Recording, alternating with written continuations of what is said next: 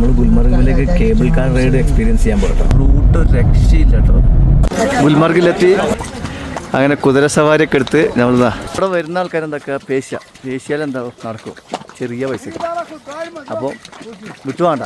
പിന്നെ ഇവർ 400, 500, 800 പറയും. Hello sir. ഏഷ്യയിൽ ഫസ്റ്റ് നമ്മളിവിടെ ഗുൽമർഗിലാണ്.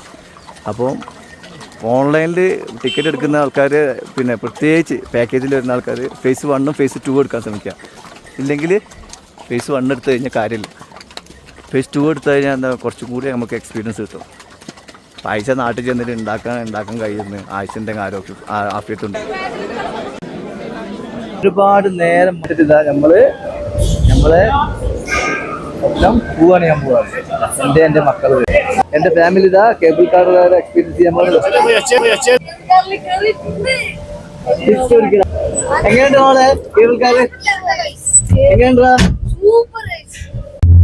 ഗൈസ്? ഭയങ്കര സന്തോഷം ഉണ്ടല്ല. തോയെന്നാട്ടോ നമ്മൾ വന്ന്. എത്ര ഹൈറ്റ് എന്നാ എന്തായി മോനെ കേറിയപ്പോ? ഹാപ്പി. ഇതാണ് ഫസ്റ്റ് ഫേസിലെ അവസ്ഥ. അതുകൊണ്ടാണ് നമ്മൾ സെക്കൻഡ് ഫേസ് ചൂസ് ചെയ്തത്. നമ്മൾ എത്ര കഷ്ടപ്പെടുന്നവർക്ക് ഫലം ലഭിക്കുന്നല്ല. മോളിലൊക്കെ നല്ല നല്ല മഞ്ഞുണ്ട്. അതൊക്കെ ഇങ്ങനെ